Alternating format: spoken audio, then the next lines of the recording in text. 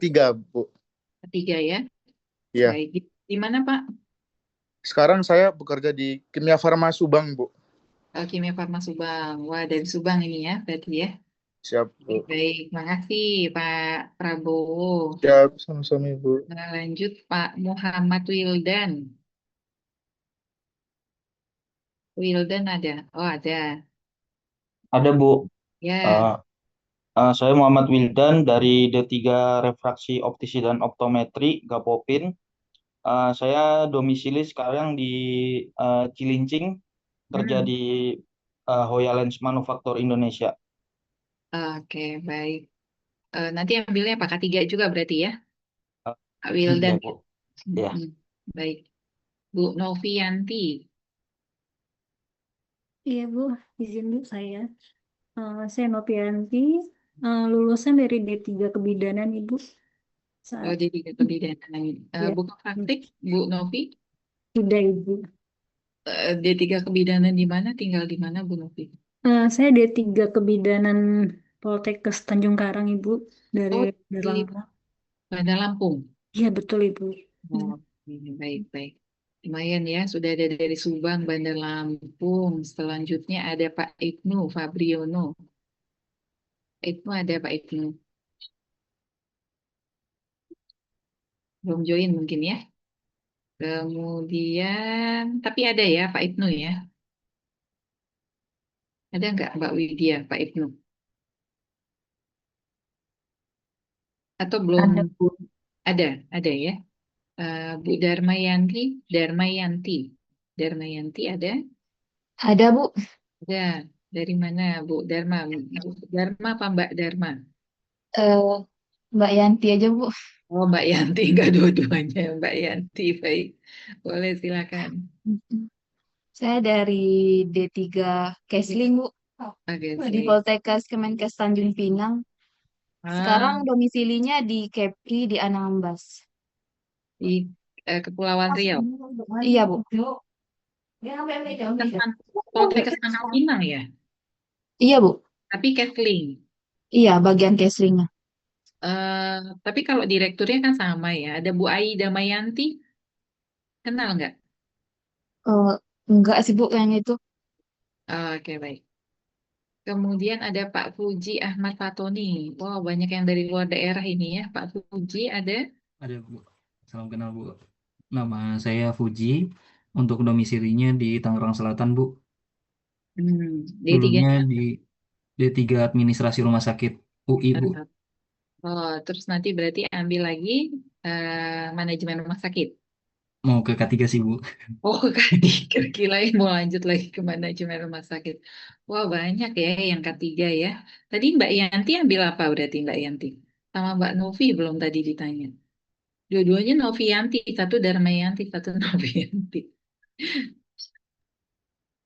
Kalau saya masih bingung sih, Bu. Oh iya, iya, iya. Nggak apa-apa. Nanti bisa terpengaruh sama yang lain.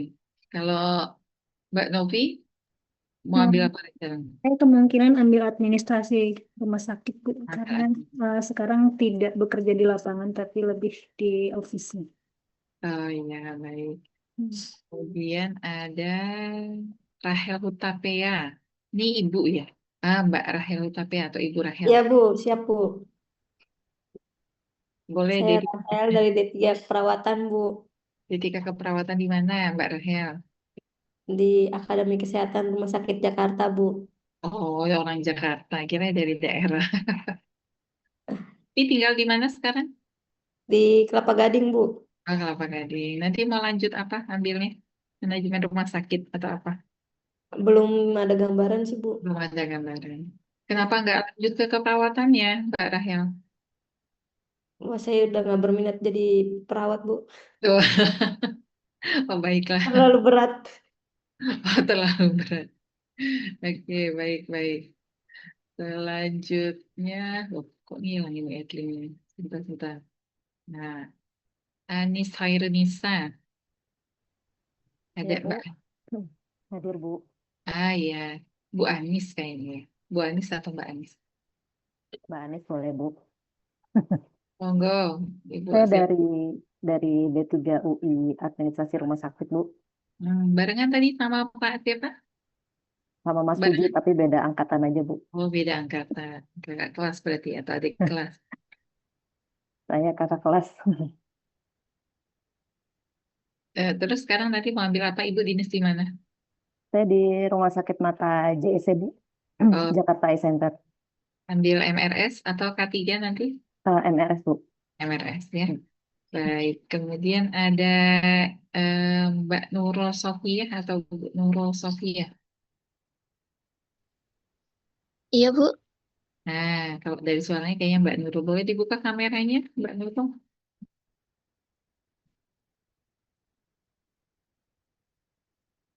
Boleh kenalan kita, Mbak Nurul. Boleh dibuka kameranya.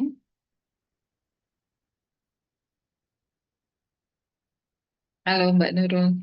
Suaranya nggak ada. D3-nya dari mana, Mbak Nurul? Oh, tapi nggak ada suaranya ya. Sepertinya buka mikrofon, tapi nggak ada suaranya. Boleh di room chat aja kalau gitu. Ini Dika Dwiana, perempuan pasti ya. Dika. Suka Dika ada laki-laki, tapi Kak Dwiana. Ah iya, Ibu Dika. Dari mana, Bu?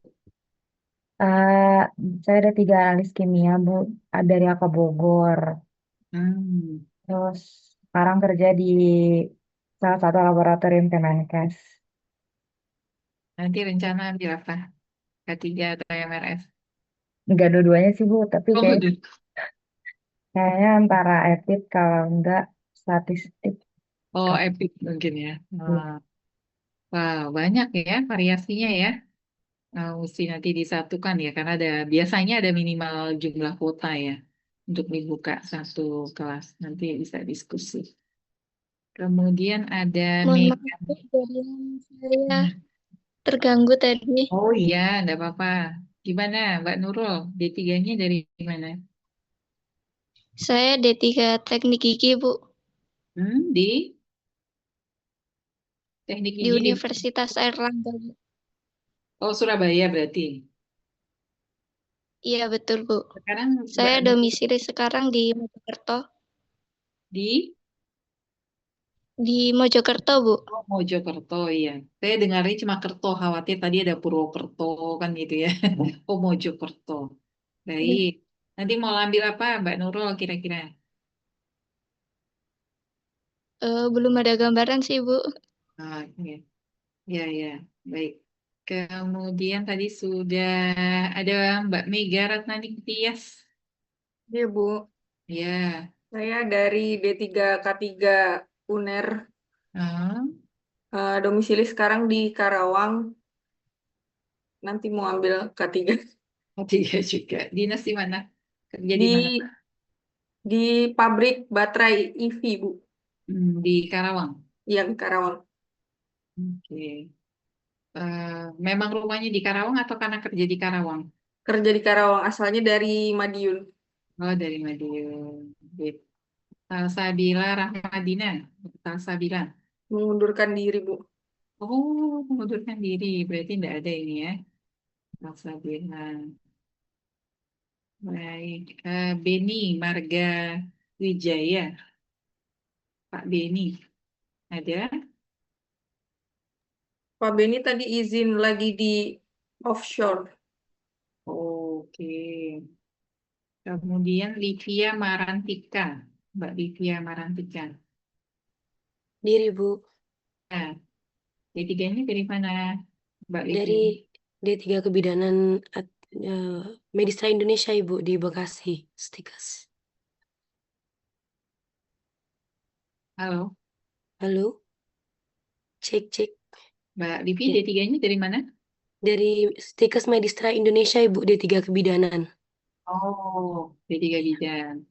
Terus Iya. sekarang apa? Kuliah apa namanya? Kerja bidan juga praktek, buka Oh, praktek. enggak, Bu. Kerjanya berubah haluan, Ibu, saat ini di Corporate Communication di Admedica, Ibu. Oh gitu. Tapi menangani terkait CSR project seperti itu. Oh gitu. Nggak terkait kebidanannya ya? Kalau untuk kebidanan spesifik tidak, Bu, lebih ke mungkin mengarah ke digital kesehatan dan juga NGO ya, Bu, masih berkaitan terkait itu. Oke, baik. Nanti mau lanjut kemana, Mbak Livia?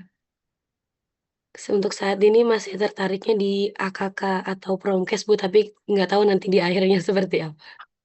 Oke, sip. Baik, kemudian ada Mbak Devi. Devi Riansyah Fitri Siregar. Ada? Jadi kemungkinan izin Bu, Gimana Mbak Wi? jadi kemungkinan izin Bu kalau jadi acara begitu di Jakarta. Izin, suara Mbak Widya kecil banget. Di saya aja atau Bapak Ibu yang lain juga? Di saya juga kecil, Bu. Kecil ya? Izin Bu, Mbak Nah, Devi sempat izin ke saya sih lagi di luar kota gitu. iya, baik. Banyak sebenarnya teman yang dari luar kota gitu ya. Kan banyak yang ada dari Kevin dari luar kota. Kemudian Gata Karisma. Ya, selamat Oh, siang Ibu. ya, Saya Mbak Gata ya. Gata dari D3 Teknik, Bu. Sekarang saya sebagai petugas K3 di Fatmawati, kontraktornya oleh Engas. Rencananya peminatannya K3, Bu. Lanjutkan. Oh, ketiga ya. Siap. Nah, kemudian Reni Diana Juliatin. Ya, Reni, izin Bu. Salam kenal. ya Bu Reni.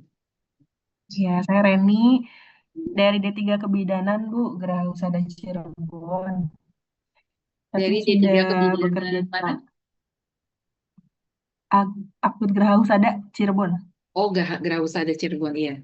Terus, nanti lanjutnya, kira-kira kemana? Ibu saat periode konsepsi sampai dengan nifas gitu ya. Kemudian juga bayi, anak dan balita, konsep tumbuh kembang, ASI eksklusif sampai kemudian kesehatan reproduksi lansia. Jadi, kalau dilihat dari bagian alirnya berkaitan dengan kompetensinya, maka Bapak Ibu diharapkan memahami konsep dasar cash flow berdasarkan pendekatan siklus hidup. Jadi kalau kita bicara siklus hidup, kita bicara dari mulai kehamilan gitu ya. Ketika hamil, bersalin, menyusui, kemudian bayi dan balita, anak, remaja, wanita usia subur, dan lansia. Nah, kemudian pada ibu hamil, kita akan bahas tema-tema yang berkaitan dengan kehamilan, tentunya pendekatan safe motherhood-nya. Kemudian di ibu bersalin dan ibu nifas, ibu menyusui kita bahas konsep IMD dan ASI eksklusif. Kemudian ada bayi dan balita, kesehatan neonatal bayi dan balita, anak-anak berbicara tentang tumbuh kembang. Remaja ada beberapa isu di sini berkaitan dengan seks pranikah, ada KTD, kehamilan tidak direncanakan atau diharapkan, kemudian ada pernikahan dini, atau sebenarnya sekarang ada konsepnya lagi teen pregnancy ya, kehamilan remaja. Kemudian di wanita usia subur yang kita bahas ada KB dan gender, walaupun kemudian ada mata kuliah sendiri terkait dengan gender. Kemudian di lansia ini yang dibahas adalah menopause dan androposnya, karena pendekatan kesehatan reproduksinya pada perempuan dan laki-laki ya. Nah, ini karena tim, jadi ada nama Bu Nisna di sini, tapi Bu Nisna pegangnya di reguler ya. Ini saya pegangnya yang di Bapak Ibu yang di non reguler, beberapa sumber bacaan untuk penelitian dan pengabdian yang terintegrasi dengan mata kuliah dasar cash flow. Nanti mungkin Bapak Ibu bisa lihat sebagai sumber bacaan ketika kita diskusi tentang kasus ya. Nah, di sini harapannya sebenarnya keterampilan khususnya bukan hanya menjelaskan, tapi menganalisis ya. Bapak Ibu juga diminta menganalisis dan mempraktekkan. Jadi ketika menganalisis mungkin kita akan bicara kasus gitu ya. Kalau apa namanya menjelaskan berarti kita bicara tentang konsep-konsep dasarnya. Nah, hari ini kita akan diskusikan tentang prinsip dasar kesehatan reproduksi termasuk hak-hak dan lingkupnya ya. Terkait dengan kesehatan reproduksi.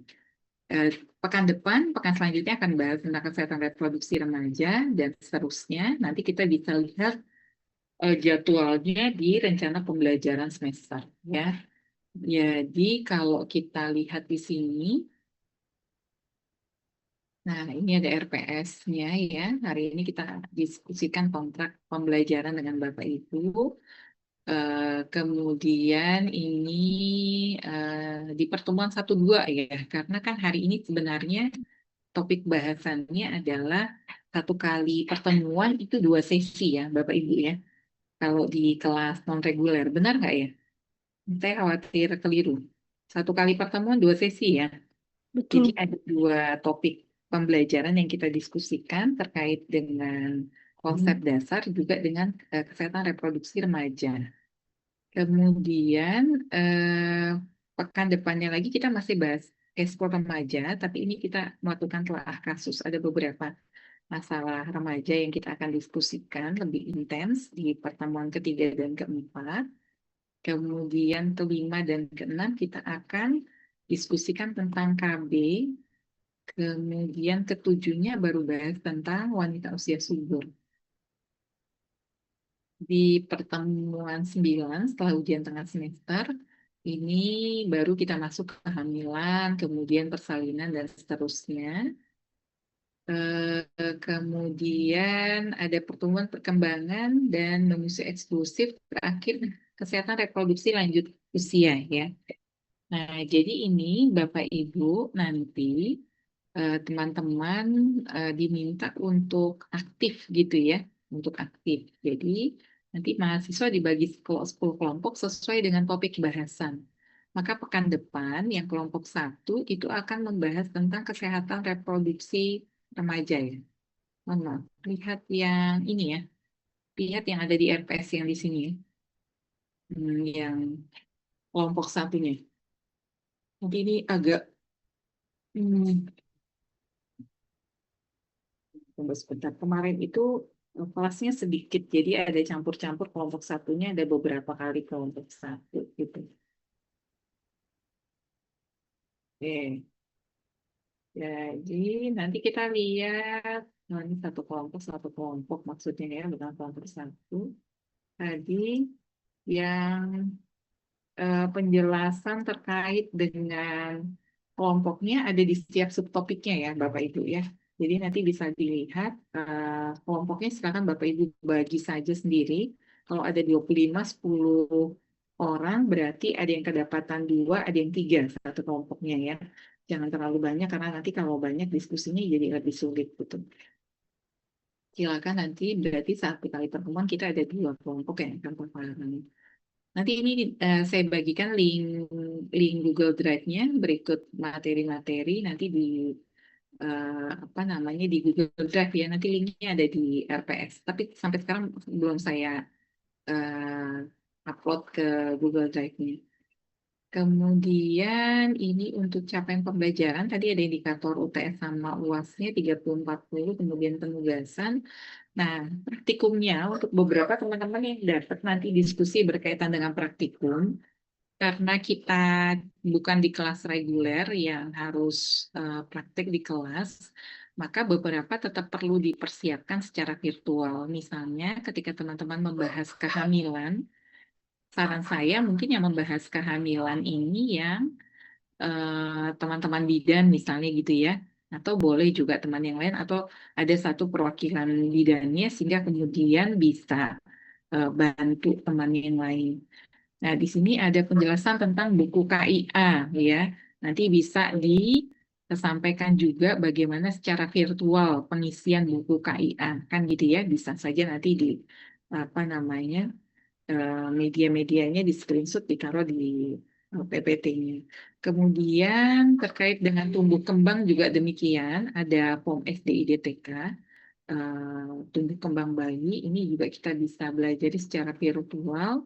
Kemudian lembar balik ABPK untuk alat bantu pengambilan keputusan ber-KB, ini juga apa namanya, mau nggak mau nanti virtual ya ini semuanya, karena kita nggak bisa praktikum di laboratorium.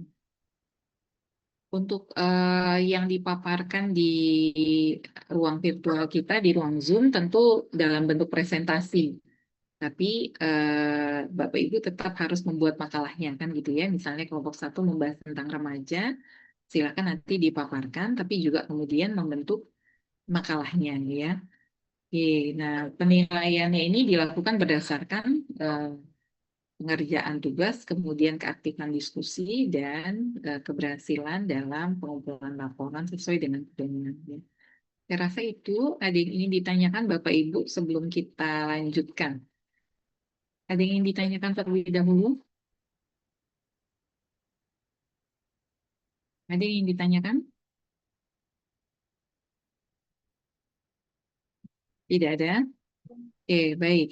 Nah, kebetulan di jam kita ini mepet sekali dengan waktu asar. Kita berakhir jam berapa sih? Jam 14:10 sampai jam berapa ya? 16:50, Bu. Sampai 16:20 ya? Mbak Ludi? 16:50, Bu. Oh, 16:50, bukan 16:20 ya? Tunggu coba. 16:50 sih, Bu. Aku Oh, confirm kemarin. oh iya, oke, baik. Nanti saya cek lagi di RPS-nya. Nah, di sini, oh, sebentar. Lihat di Edlink. Oh, Edlink itu membagi 2 sesi soalnya. Jadi di sesi Edlink itu dia masukin ada sesi 1 dan sesi 2-nya. Jadi sampai 16:40 kalau Edlink. Jam 14:10 sampai jam 16:40 ya, Bapak Ibu ya. Nah, kalau sampai jam 16:40 itu sepertinya agak kesorean kalau kita sholat asar, begitu ya. Jadi saya izin ke Bapak Ibu, asar kita jam 3 lewat berapa ya? 11 kalau nggak salah ya. Enggak deh. Jam 3:10 sekarang. Ya, mungkin nanti kita akan break 3 lewat sekitar 10, Bu. Nah, kita break 15 menit dulu ya, Bapak Ibu ya, untuk sholat asar dulu, baru kemudian nanti kita lanjutkan lagi.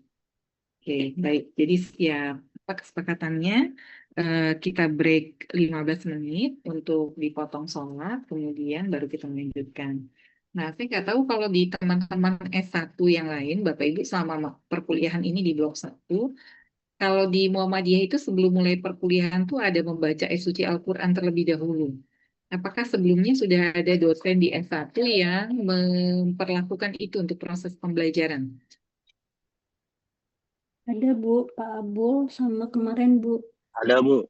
Gitu ya. Bu. Jadi mudah-mudahan sudah disampaikan oleh Bu Vini, Kaprodinya, berkaitan dengan integrasi Al-Islam Kemuhammadiyaan dalam proses pembelajaran. Jadi salah satunya adalah kita membuka perkuliahan dengan membaca ayat suci Al-Quran terlebih dahulu. Jadi mungkin nanti pekan berikutnya Mbak Mudia mohon di-lead teman-temannya, nggak usah banyak ayatnya ya, misalnya dijadwalkan 3 orang, diganti bergilir, 1 orang baca 3 ayat misalnya gitu ya, silahkan dimulai dari surat apa ditentukan oleh teman-teman sendiri gitu ya. Nanti kita mulai pekan depan saja. Nah, jadi hari ini saya akan diskusikan dengan Bapak Ibu berkaitan dengan konsep dasar kesehatan reproduksi. Nah, kalau kita bicara tentang kesehatan reproduksi, menurut Bapak Ibu kira-kira apa sih definisinya kesehatan reproduksi, Bapak Ibu? Hari ini kita bicara konsep dasar kesehatan reproduksi. Nah, menurut Bapak Ibu kira-kira definisinya apa, Bapak Ibu, kesehatan reproduksi?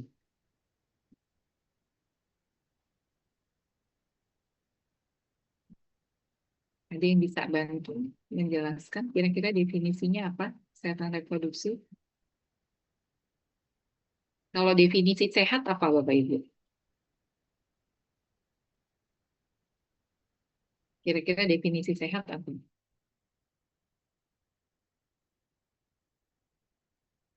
Kondisi terbebas dari suatu penyakit.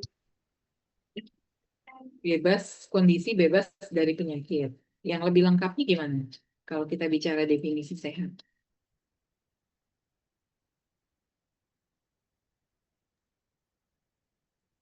Kalau kita bicara Kondisi sehat, mungkin kondisi sehat juga baik secara fisik maupun secara fisik maupun lahiriah dan batiniah. Maaf Pak, suaranya putus-putus. Secara fisik dan secara mental mungkin. secara fisik dan mental ya. Sehat itu berarti dia sehat secara fisik dan mental. Ada lagi Bapak Ibu yang mau menambahkan kira-kira definisi sehat apa? Kita bicara sehat itu definisinya apa?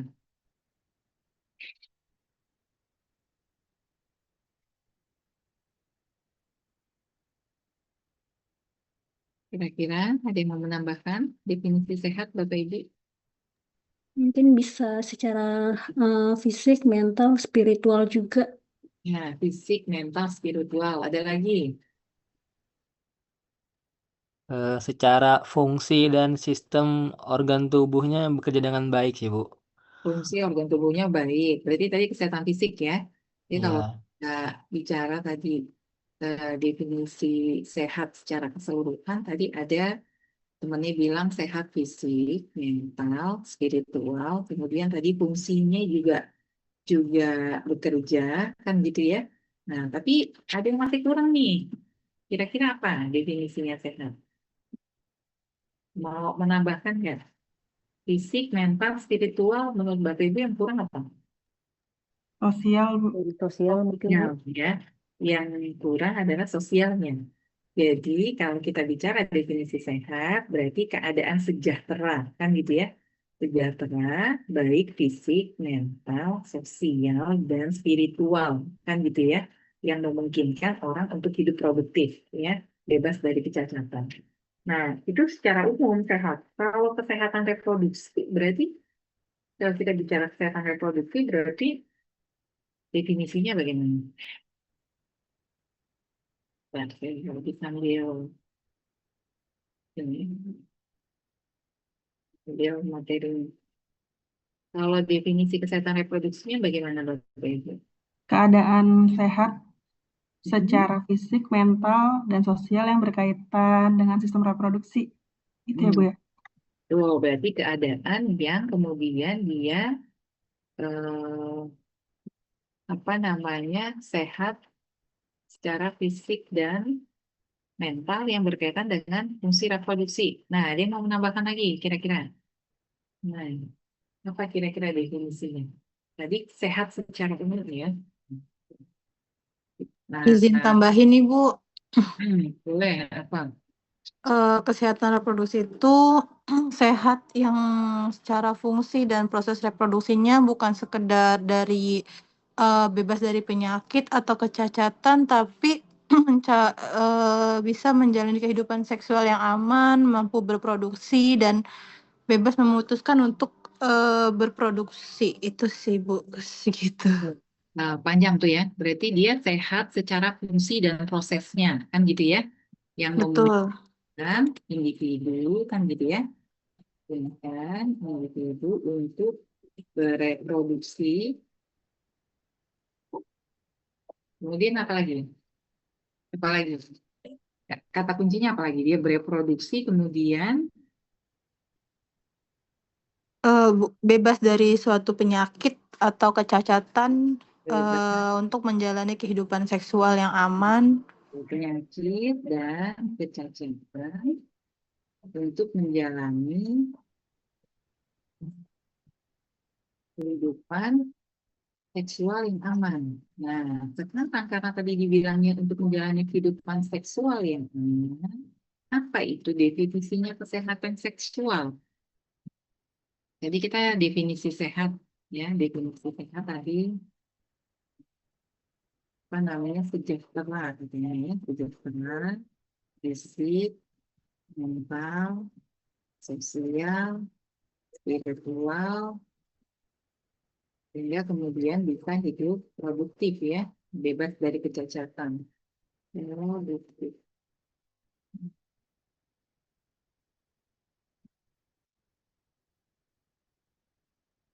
Kemudian tadi kalau misalnya kesehatan seksual, berarti kan tadi ini sehat secara umum. Kemudian sehat dia secara reproduksinya. Sama-sama dia sehat semua, sejahtera, kemudian bebas dari kecacatan. Ada sehat fungsi dan prosesnya. Nanti kita lihat berkaitan dengan fungsi dan prosesnya. Implikasinya kemana ya kalau kemudian sehat fungsi dan prosesnya. Nah, sementara kesehatan seksual itu sendiri apa kira-kira? Untuk menjalani kehidupan seksual yang aman. Jadi kalau kesehatan seksualnya seperti apa? Bapak Ibu?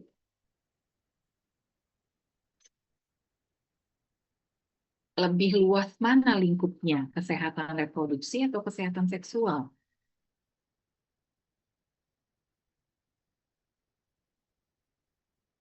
Reproduksi. Reproduksi, Bu. Kesehatan reproduksi ya, karena tadi untuk menjalani kehidupan seksual yang aman. Nah, kesehatan seksual itu juga berkaitan dengan kesejahteraan fisik, mental, kan gitu ya, dan sosial yang berhubungan dengan seksualitasnya, termasuk kehidupan seksual yang aman. Ya, jadi ini kita bicara tentang kesehatan seksual. Nah, kesehatan seksual sama tadi kalau kita bicara kesehatan reproduksi. Prosesnya tadi untuk bereproduksi, tapi kalau kesehatan seksual tadi misalnya sejahtera, fisik, mental, sosial, terkait seksualitas. Jadi kemudian bisa termasuk di dalamnya ada termasuk kehidupan yang ini yang kita mau bahas di sini berkaitan dengan definisi dulu ya kesehatan reproduksi. Nah, nanti kita bicara lingkupnya selanjutnya lebih lanjut, lingkup kesehatan reproduksinya menurut Bapak Ibu kira-kira lingkupnya kayak apa kalau kita bicara kesehatan reproduksi? Tadi sebenarnya di RPS sudah sedikit disinggung. Kira-kira lingkup kesehatan reproduksi di mana saja topik bahasannya lingkupnya? Menurut Bapak Ibu. Kesehatan ibu dan anak. Kesehatan ibu anak. Apalagi? Keluarga berencana. Nah, B. Kesehatan remaja, Bu. Nah, kesehatan remaja. Remaja. Pencegahan penyakit menular. Pencegahan penyakit menular. Penyakit menular yang mana nih? Kalau misalnya Menular seksual, Bu. Nah, iya ya. Kalau malaria nggak masuk penyakit menular seksual. Kemudian apa lagi? Kesehatan pada masa menopause. Nah, kesehatan menopause. Belum apa lagi? Kesehatan ibu anak, kemudian Infertilitas masuk ya, Bu? kenapa? Infertilitas, betul. Ini juga masuk. Apalagi kira-kira? Pencegahan kekerasan seksual. Masuknya di mana di situ? Konsep gender dan KBG. Atau tahu KBG apa? Kekerasan berbasis apa? Gender. Ya. Berbasis gender. Ya. Nah, apa lagi kira-kira? Ada nggak tambahannya yang lain? Kait dengan lingkup kesehatan reproduksi. Kesehatan organnya masuk nggak? Bisa, nggak apa-apa. Kita masukin ya, kesehatan organ reproduksi. Nah, yang belum apa? Itu baru pencegahannya penyakit menular seksual. Nah, kemudian apa lagi yang belum? Yang belum apa lagi? Kan kalau kita lihat tadi pendekatannya siklus hidup ya. Ada yang kelewat nggak? Kesehatan ibu anak, berarti termasuk ada bayi, balita, kan gitu ya. Ibu itu berarti ibu hamil, yang belum di mana di sini? Yang belum.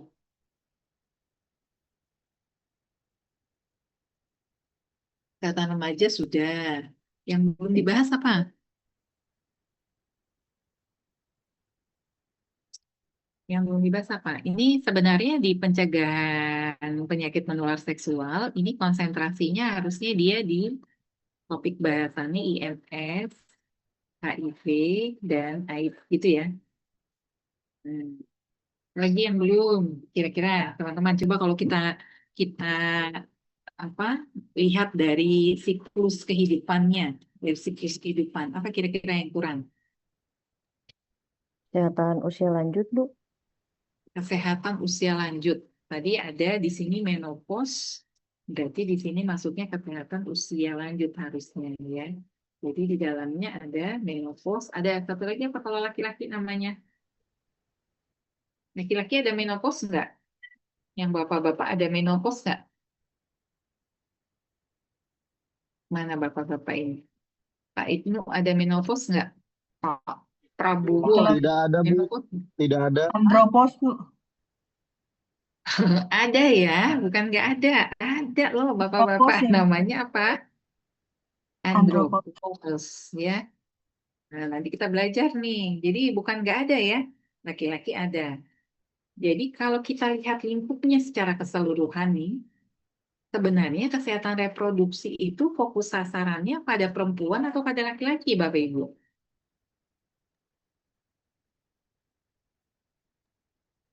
Kira-kira pada perempuan atau pada laki-laki? Atau Dua-duanya. kesehatan Keduanya. Dua-duanya. dua-duanya ya, dua-duanya. Walaupun porsi terbanyaknya mungkin akan dibicarakan pada kesehatan reproduksi perempuan, tapi apa namanya keduanya tetap kita bahas. Nah, sekarang kalau lingkup di kesehatan seksual itu sendiri apa? Kalau lingkup di kesehatan seksual, kira-kira apa aja? Kalau tadi di apa namanya kesehatan reproduksi ada KIA, KB dan seterusnya. Kalau di kesehatan seksual lingkupnya apa, Bapak Ibu? Fungsi Pendidikan seksual. seksual, Bu. Pendidikan seksual. Iya. Lingkupnya apa kira-kira di kesehatan seksual? Fungsi seksual dan disfungsi. Nah, fungsi seksual dan disfungsi seksual. Fungsi dan disfungsi seksual. Tadi kan harus kehidupan seksual yang aman gitu ya. Salah satunya tadi ada masalah disfungsi seksual misalnya. Kemudian apa lagi? Kira-kira apa lagi Bapak Ibu? Di kesehatan, azan ya, sudah azan. Di kesehatan seksual. Kita selesaikan azan dulu baru kita break sholat. Sudah jam 15.12. Jadi mungkin kita setiap breaknya di 15.15 aja kali ya. Jadi pas nanti sampai jam setengah 4. Safety, Bu. Apa safety-nya? Perlindungan dari kekerasan, terus Kalau ini kita bahas masuk KBG, kira-kira kekerasan seksual masuk di kesehatan seksual atau di KBG?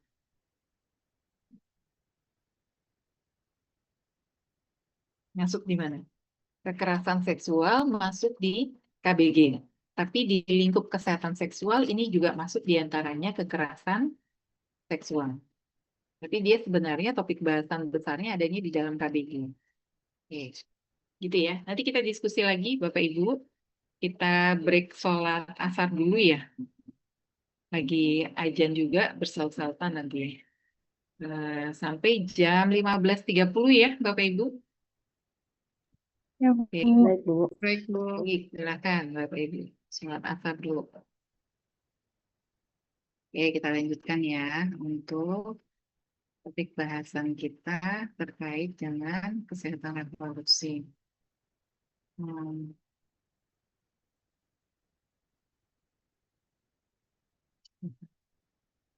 Saya harus screen lagi nanti. Yes.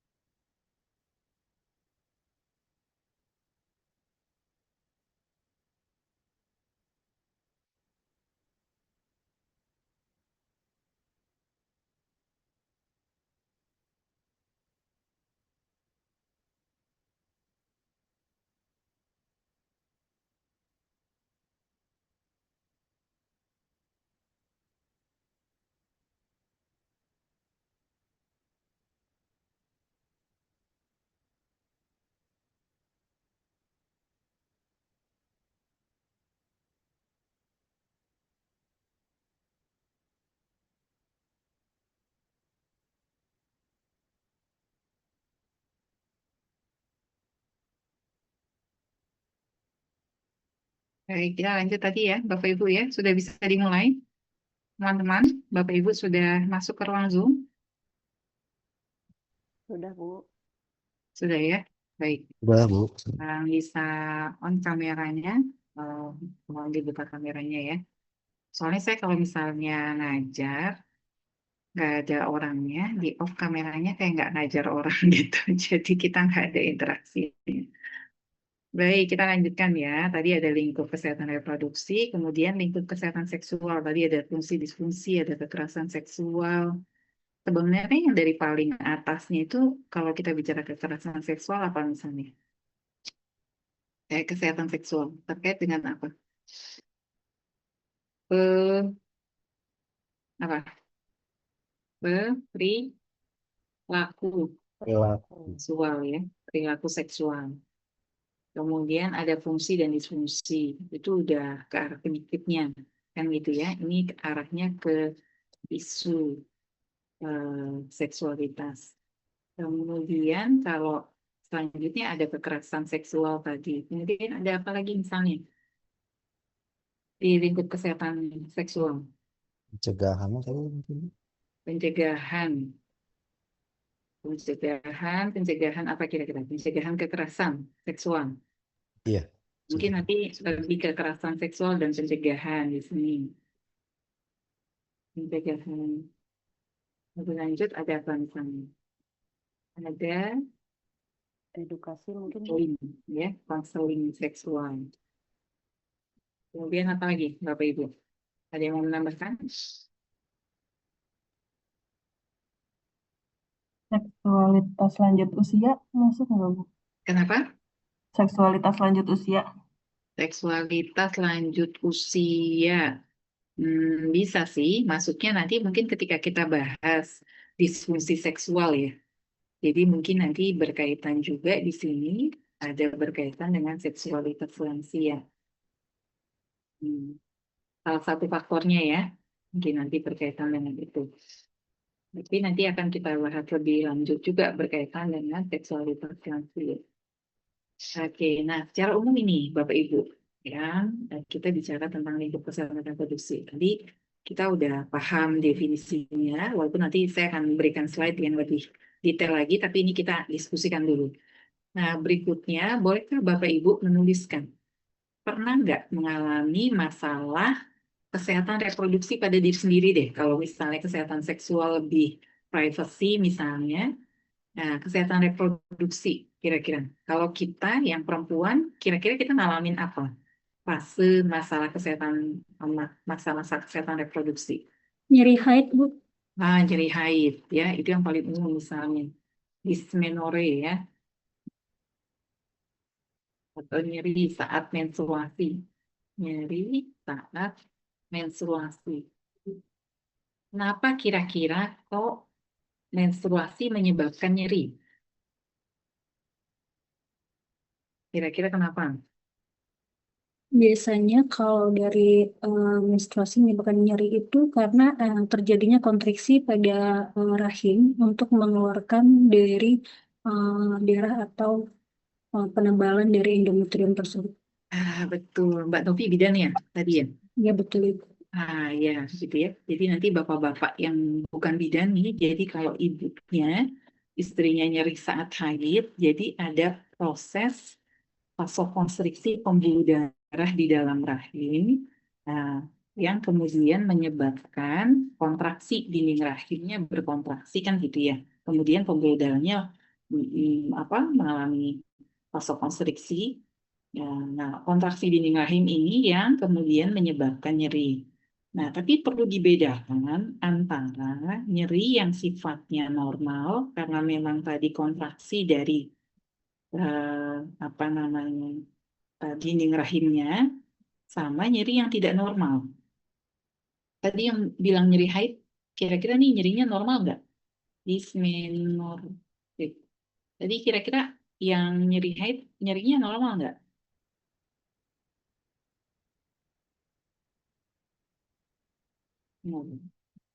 Yang nyeri haid normal nggak?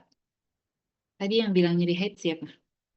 Ya, Untuk kondisi nyeri haid itu sebenarnya masih termasuk normal, Bu, asalkan skalanya tidak masih bisa sampai ambang batas 3. Tapi kalau skala sudah lebih dari 3, artinya itu memerlukan butuh pertolongan medis seperti obat-obatan analgetik dan lain-lain. Hmm. Kalau nyerinya tidak mengganggu aktivitas gitu ya, Iya, itu betul. standar nyeri. Nah, nyeri itu kan perasaan sangat subjektif ya, Bapak Ibu ya. Nyeri itu sangat subjektif. Jadi kalau nyerinya nggak mengganggu aktivitas, maka kita masih bisa bilang itu normal.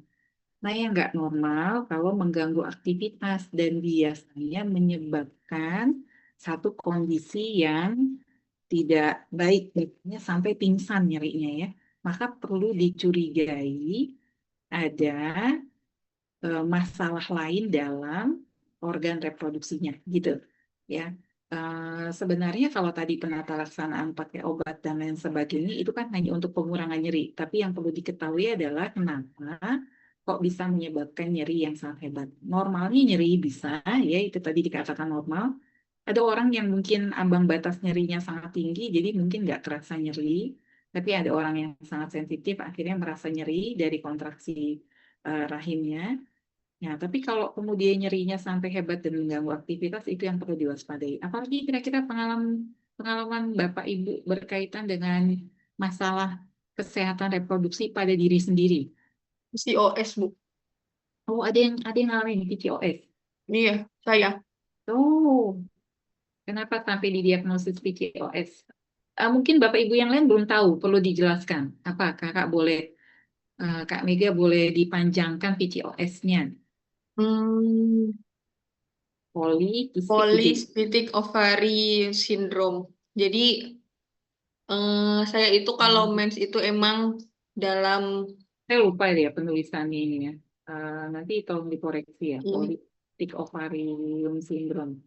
Jadi durasi mens tiap bulannya itu saya emang lebih dari batas normal, lebih dari 35 hari, kadang 40 hari, kadang 50 hari, kadang hampir 60 hari. Seperti itu terus. Sama jerawat, Bu, jerawat tumbuh. Jadi keluar lama. Iya. Banyak nggak haidnya? Banyak, Bu. Berarti kalau kita sebutnya lama dan banyak itu apa istilahnya? Metrorargi gitu ya? Ingat nggak? Saya penulisannya khawatir keliru. Menometrorargia. Kalau nggak salah gitu ya. Coba deh nanti dicek. Coba cek. Menometrorargi. Benar nggak kan Novin? Itu kayak istihadah bukan Bu maksudnya? Nggak istihadah Pak. Kalau ini kondisi patologis ya. Jadi dia kalau kondisinya haidnya lebih banyak dari normal dan jumlahnya banyak. Jadi lebih dari kalau di Islam iya. Bisa masuk istihadah Pak. Nanti saya keliru nih coba ya. Kalau yang istihadah itu kan yang dimaksud istihadah itu keluarnya haid itu di luar dari siklus normal gitu ya Pak? Ya Bu, lebih dari Kalau 15 hari ya? Ya. Kalau di Islam iya. Masuknya istihadah, menometrorargi. Itu ya. Kemudian Diagnosanya apa pakai tadi? AMH betul Bu ya? Jerawat ya. Ada muncul jerawat ya. Iya, Bu. Jerawat seperti apa Kak? Berlebihan atau gimana Kak? Berlebih. Jerawat berlebih. Ada di muka saja atau ada di bagian yang lain? Kalau saya sih di muka, tapi kalau kata dokternya sih bisa di daerah lain. Ya. Untuk Kakak sendiri jerawatnya hanya di muka berlebihannya gitu ya? Iya.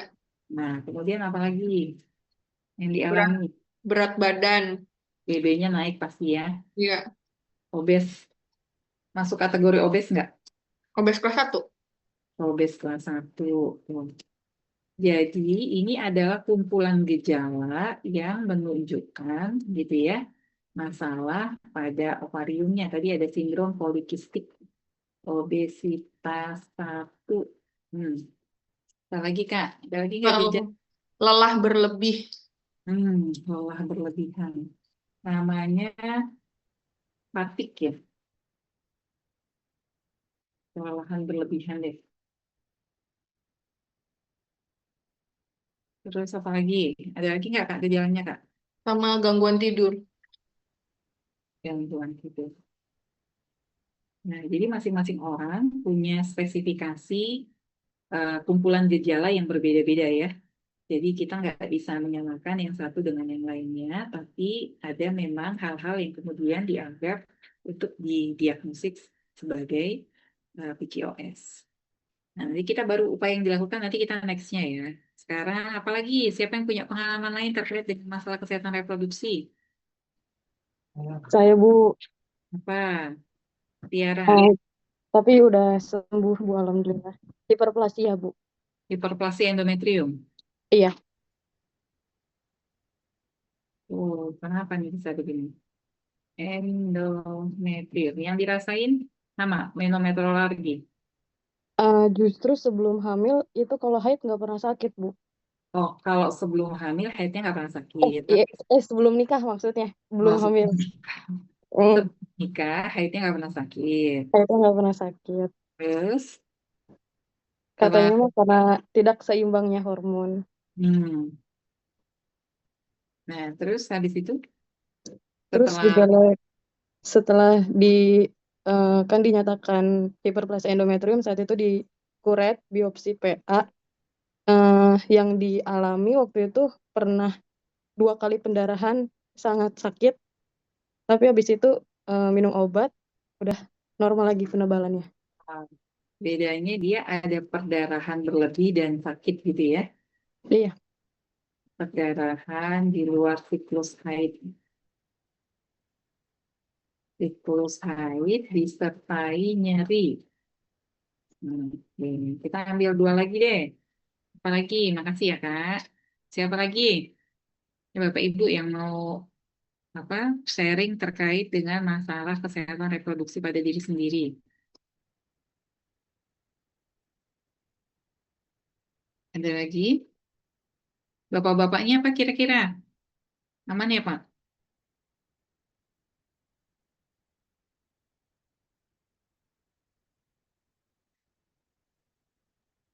Ada lagi? Sudah? Nah, kita ambil 3 aja deh, menometroralgia. Nah, misalnya yang dismenor, kira-kira upaya yang dilakukan apa sama teman-teman ini yang kalau nyeri haid?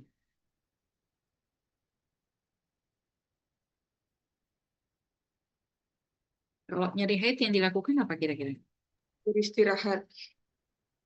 Istirahat. Minum Kiranti. Bawa kompres merek hangat. dagang. Ini ada yang di endorse sama Kiranti. Dikasih teh anget Bu biasanya Bu. Teh hangat. Nah, ini kok jadi dia berubah sendiri ya, ini otomatis teh hangat. Kemudian apa? Kira-kira Kompres hangat Bu. Peser hangat Bu. kompres hangat ya. Ini yang kenapa kok kompres hangat ya? Kira-kira kenapa kok kompres hangat anjurannya? Untuk merelaksasikan Untuk vasodilatasi Bu. Dilatasi ya. Tadi kan kita tahu dia lagi fase kontriksi itu pembuluh darahnya. Bapak-bapak, kalau ibunya ada yang nyeri saat menstruasi, jangan dikasih Kiranti ya. Dikasih ini aja, kompres hangat perutnya ya, dikompres hangat pakai buli-buli hangat itu apa ya? Apa namanya? Kayak apa? Sekarang kan udah banyak tuh kayak termos yang dari karet bahannya, bukan termos ya, apa sih itu? Iya. Bukannya buli. Bantal pemanas juga banyak Bu. Bantal pemanas. Kita nyebutnya tuh dulu buli-buli. Apa ya istilahnya? Adik-adik yang di kebidanan keperawatan kenal nggak dengan buli-buli?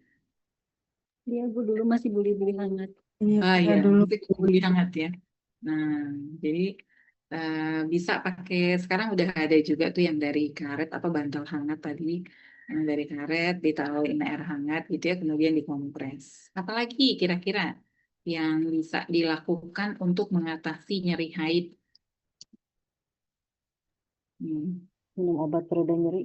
Boleh nggak, Bu? Minum obat penenang nyeri. Alternatif lain ya, minum analgetik atau obat anti sakit, obat pereda nyeri.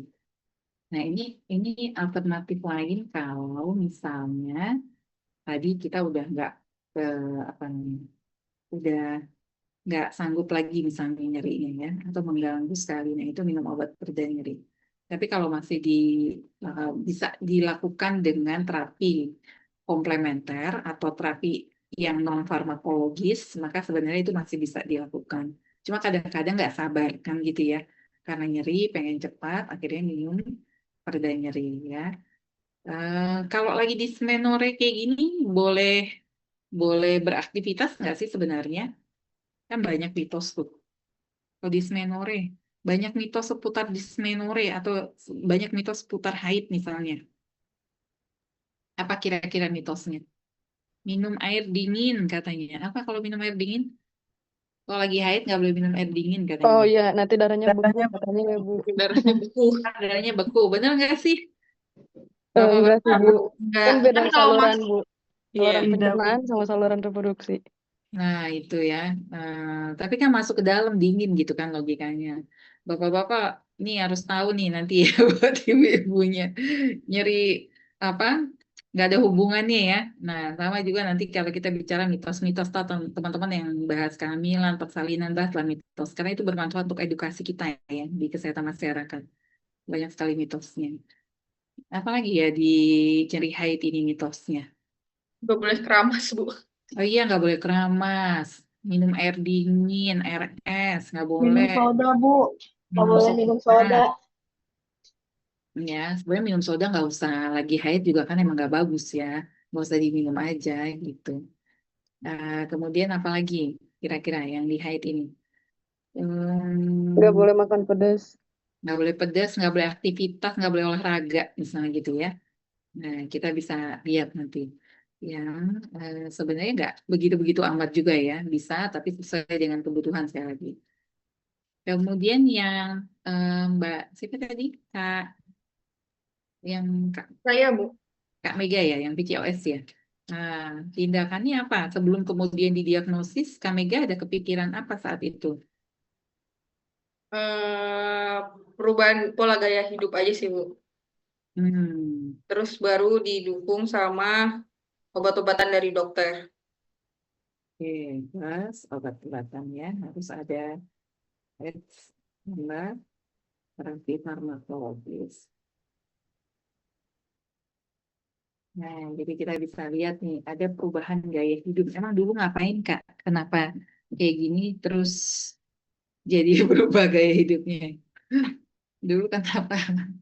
Ya, setelah menikah kan jadi itu, Bu. Maksudnya konsumsi tidak teratur.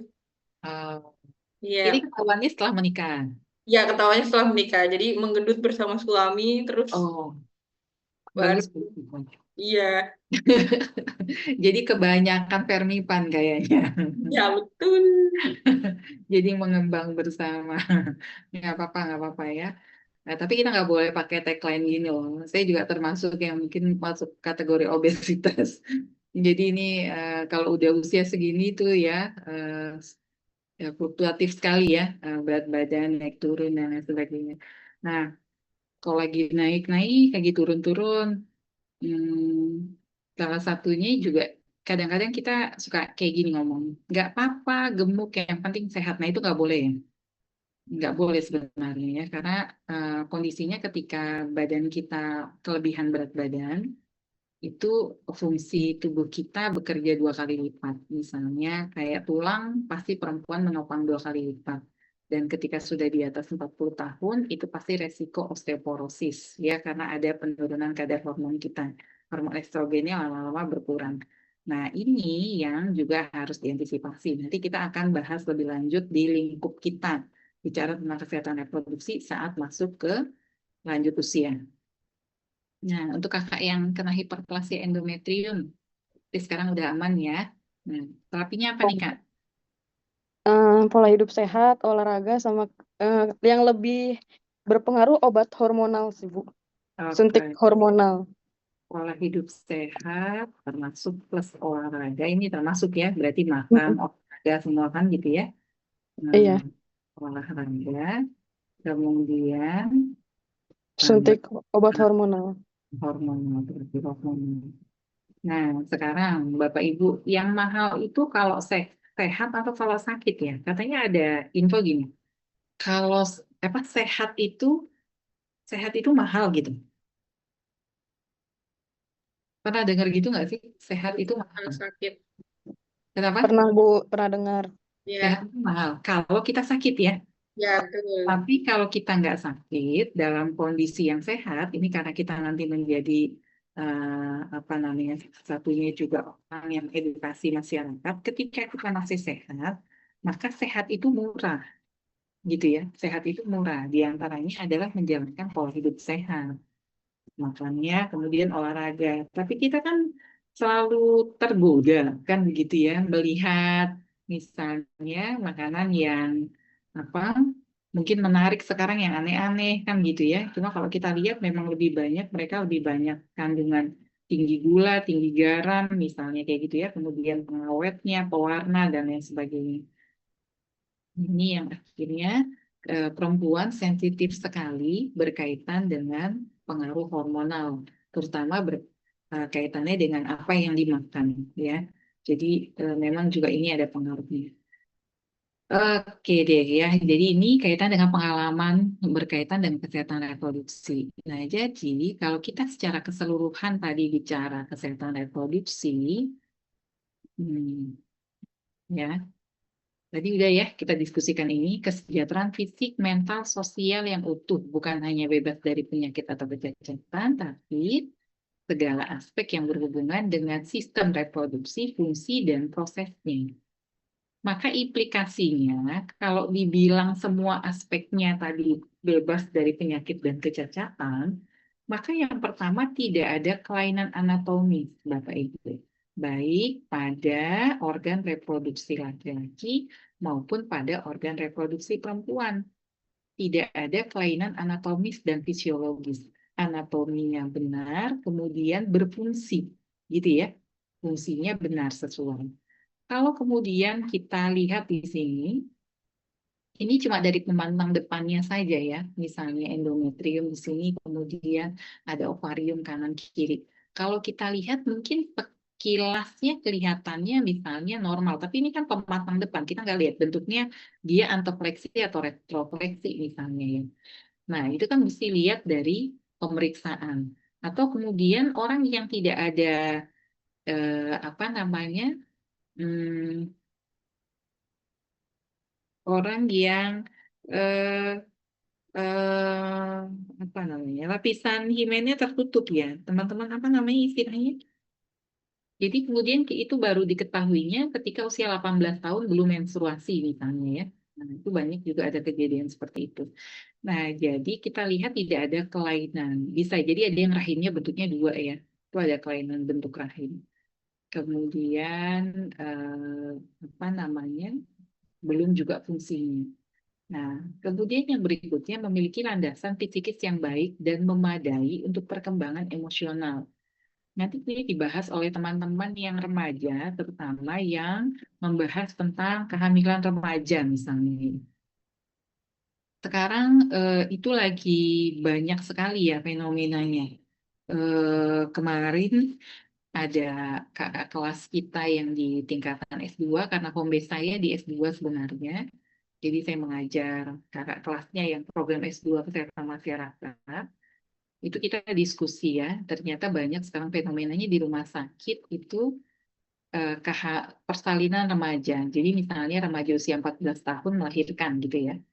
Nah, ketika pada usia yang masih sangat dini, yang memang butuh dukungan emosional dan melahirkan, maka ini tentu akan menyebabkan keburukan yang berkelanjutan, gitu ya, buruk yang berlanjut. Misalnya ibunya tadi usia 14 tahun, secara emosional, jangan secara emosional, secara fisik organ reproduksinya belum matang. Kemudian secara emosional belum matang, melahirkan bayi yang dia juga tidak tahu bagaimana tata cara merawat anak karena dia dalam kondisi anak-anak yang butuh dirawat kan gitu ya.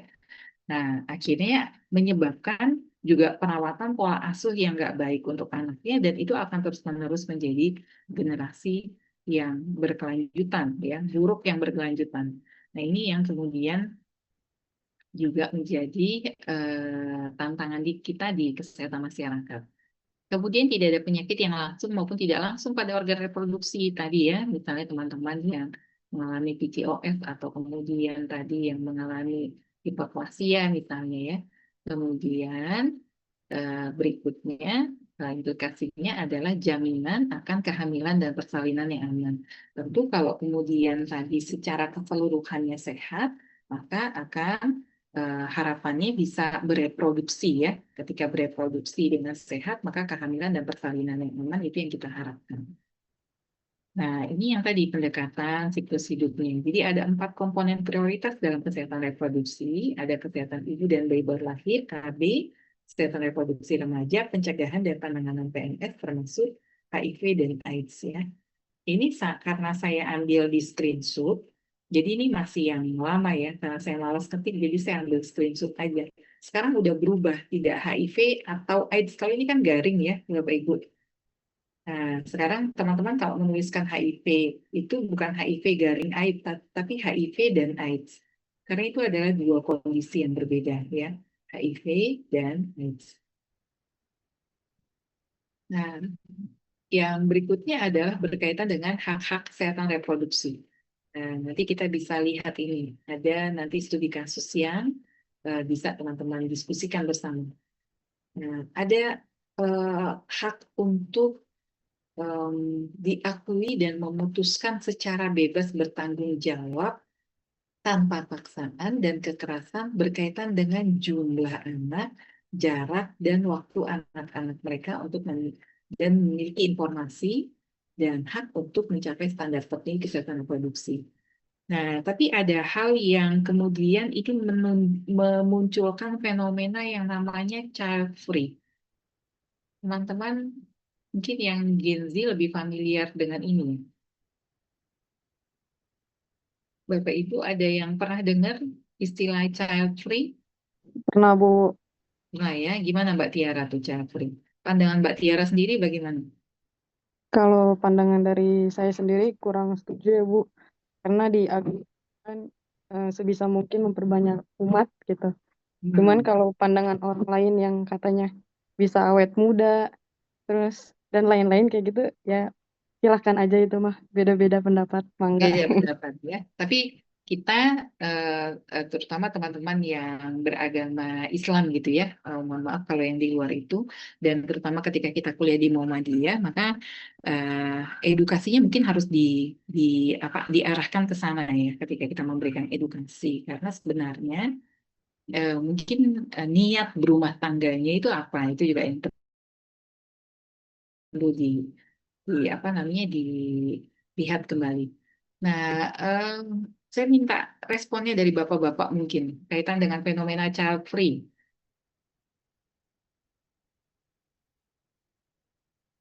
Atau ada ibu-ibu yang mau menambahkan lagi? Kira-kira Bu Izin Dika menambahkan gimana Ibu. kira-kira Bu? Ya, boleh. Mbak Mungkin Livia. ini dari sisi yang belum menikah ya Bu ya. Ya, Mungkin kalau yang sudah menikah mungkin akan berbeda sudut pandang.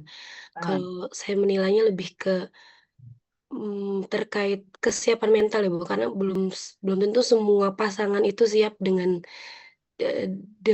situasi untuk menjadi seorang orang tua sebagai orang tua seperti itu.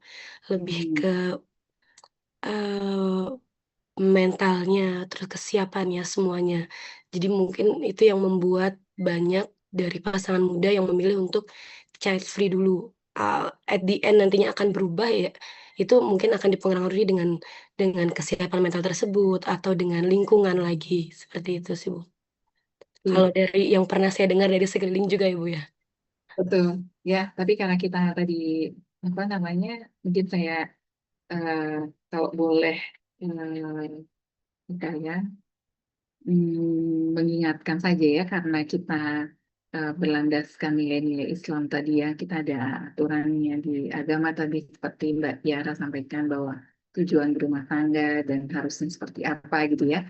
Nah, mungkin kita lebih mengutamakan dari sisi agamanya dulu kali ya, dibanding yang lainnya. Jadi kesiapan ketika mau menikah, maka itu udah menjadi satu paket konsekuensi gitu. Tujuan berumah tangganya itu untuk apa?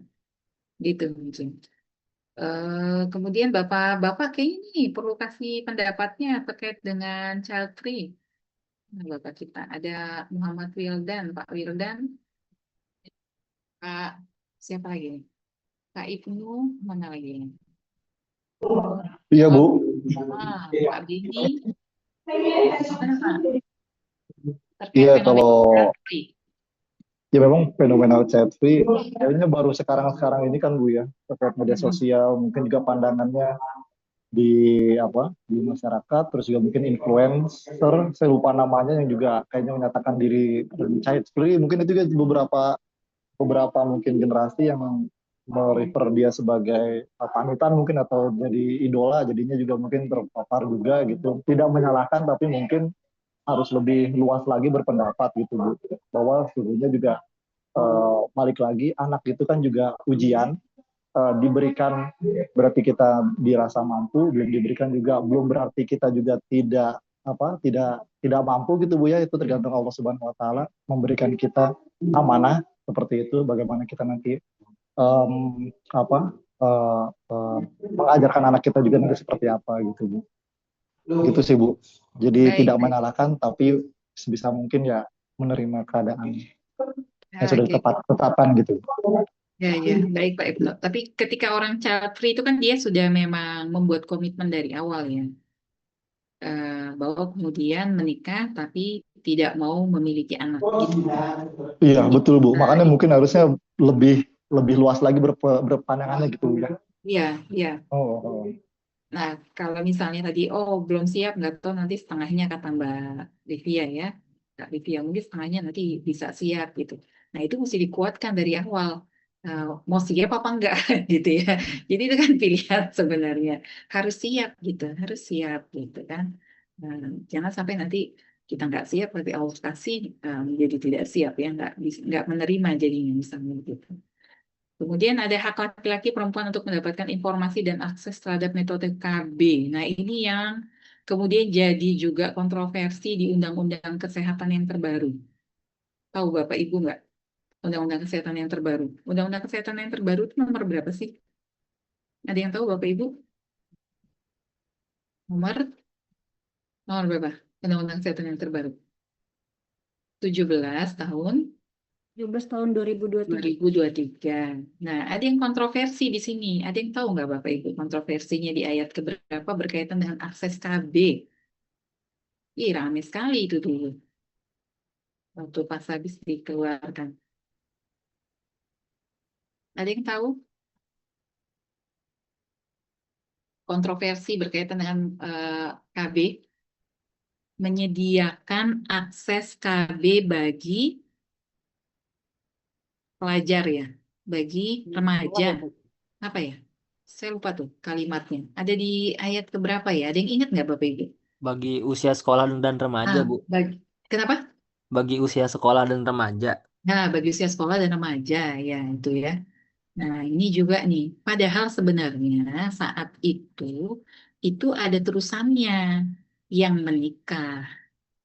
Nah, sampai keluar undang-undangnya, itu menikahnya nggak ada, Mil. Ya. Jadi itu juga akhirnya jadi polemik juga ya. Di satu sisi misalnya mereka beralasan kita mencegah tadi kehamilan yang tidak diinginkan misalnya, atau mencegah aborsi pada remaja, kehamilan pada remaja misalnya. Nggak menyelesaikan masalah dengan begitu ya. Harusnya ketika kita di kesehatan masyarakat itu bisa edukasi. Edukasinya itu berkaitan dengan ketika Anda berhubungan seksual, maka konsekuensi dari berhubungan seksual adalah kehamilan.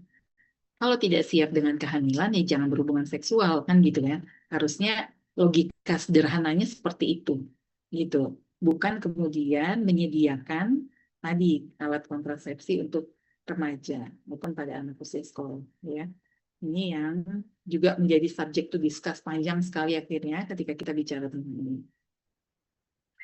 Kemudian hak memiliki kemampuan untuk bereproduksi, memungkinkan perempuan menjalani kehamilan, kemudian apalagi ini ya, kita lihat lagi hak mendapatkan informasi pendidikan tentang GESPRO, hak mendapatkan pelayanan dan pelindungan kesehatan reproduksi, hak dilindungi dan dari kematian karena kehamilan. Nah, yang ini yang agak kita punya hak betul memang, tapi ketika kita berbenturan dengan apa namanya sarana, akses, layanan dan lain sebagainya, ini juga menjadi tantangan ya. Jadi kalau nanti teman-teman bahas di kesehatan apa namanya kesehatan ibu atau kalau nggak salah masuknya di bagian wanita usia subur deh, bicara bahasan tentang topik kematian ibu ya. Nah, salah satunya adalah kebanyakan kan sebenarnya bisa dicegah ya, kematian ibu itu sebenarnya bisa dicegah. Jadi kematian ibu itu per definisinya adalah kematian yang terjadi karena sebab-sebab yang berkaitan dengan persalinan ya, sebab kehamilan, persalinan sampai dengan batas 42 hari. Nah, ketika kemudian ibunya meninggal, maka kita masukkan ke dalam kategori kematian ibu. Kondisinya kita lihat aksesnya atau pemerataannya di Indonesia belum cukup baik ya. Jadi ketimpangan kompetensi nakesnya, ketimpangan sarana prasarana, belum lagi administrasi dan lain sebagainya. Nggak usah jauh-jauh, misalnya saya berkaca pada saya punya adik ipar mengalami komplikasi saat kehamilan, rumahnya di Tangerang, Bapak Ibu. Itu dekat sama Jakarta dan Tangerang banyak rumah sakit ya. Sudah preeklamsia, kemudian preeklamsi itu kalau kalau orang awam bilangnya itu keracunan kehamilan gitu ya. Jadi ditandai misalnya tekanan darahnya tinggi, kakinya bengkak gitu ya, kemudian mukanya bengkak. Nah ini sudah nyeri epigastrik. Nah dari dokter di Vaskes yang biasa dia kunjungi itu hanya menyarankan untuk melahirkan di rumah sakit dengan NICU gitu ya, dengan NICU, dengan ICU dan NICU. Tapi nggak dirujuk gitu ya, nggak dirujuk, tapi cuma disarankan. Nah, orang awam kan nggak paham dengan apa namanya, dengan kondisi itu bahwa kemudian harus benar-benar di rumah sakit gitu.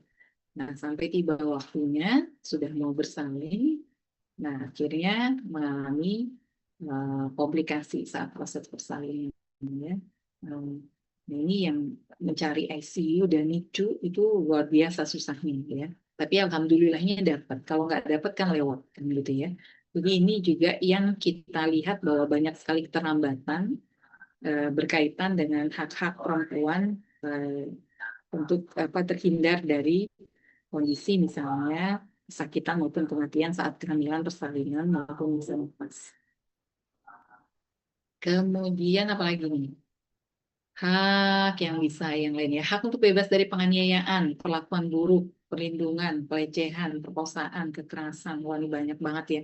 Ini lagi heboh banget, terutama di situasi bencana kayak gini ya, yang terjadi di apa namanya, saudara-saudara kita di Sumatera. Apa namanya? Saya masuk di dalam komponen PPAM, paket pelayanan minimum kesehatan reproduksi.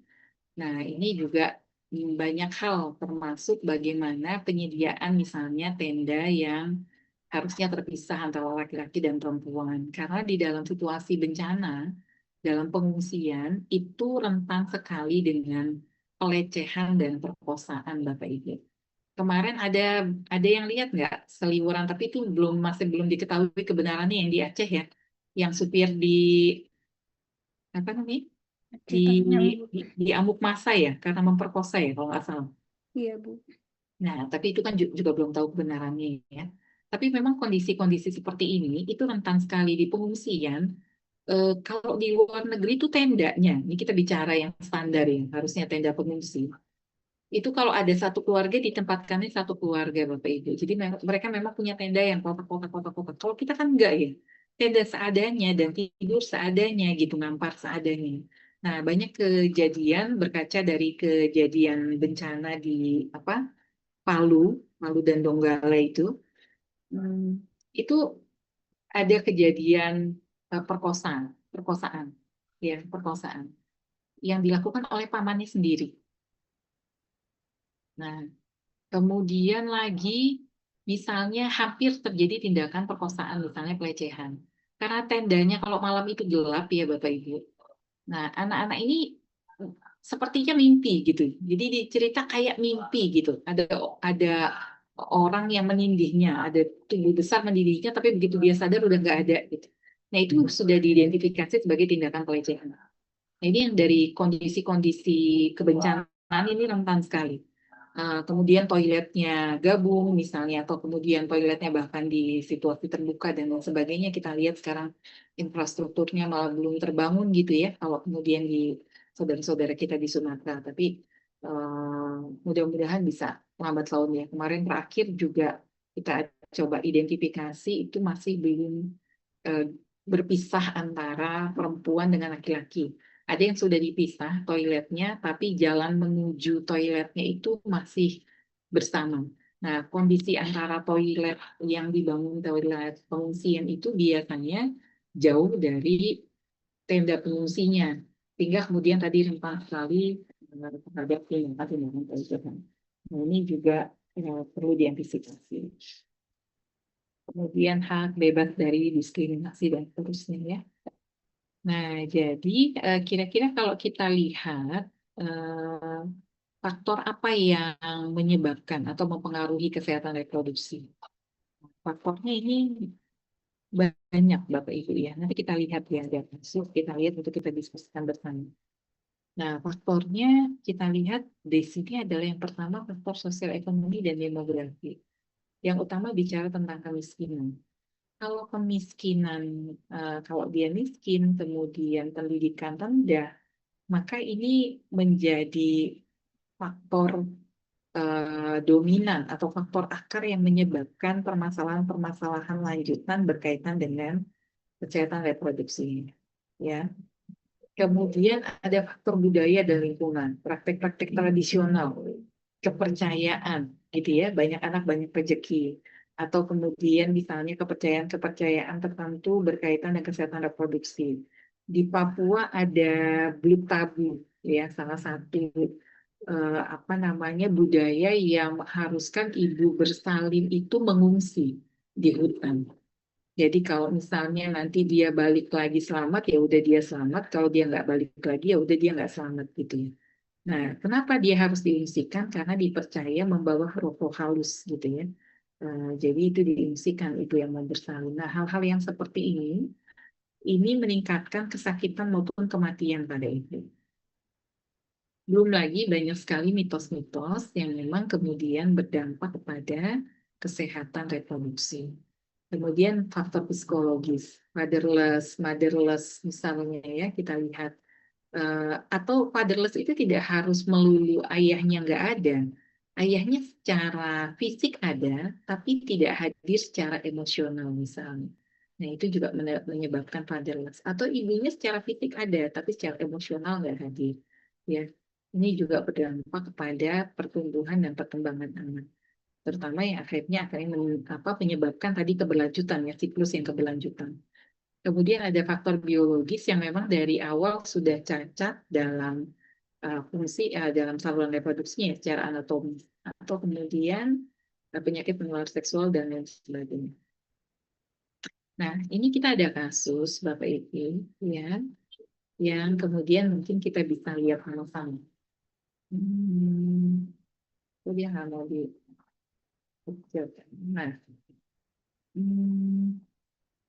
Nah, siapa yang mau baca ini boleh dibantu. Judulnya Mengapa Lena Meninggal. Tadi kita sejauh-jauhnya dari mana ya? Lampung ya? Dari Lampung, dari mana lagi yang paling jauh? Selain Lampung? Ada yang dari luar daerah lagi? Dari mana lagi tadi? Saya lupa.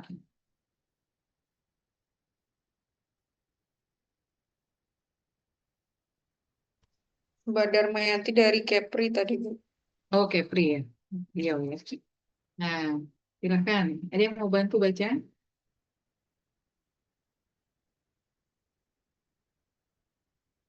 Oke, kalau nggak ada saya bacakan ya. Jadi ini ada kisah mengapa Lena meninggal. Tadi kita bicara tentang hak reproduksi.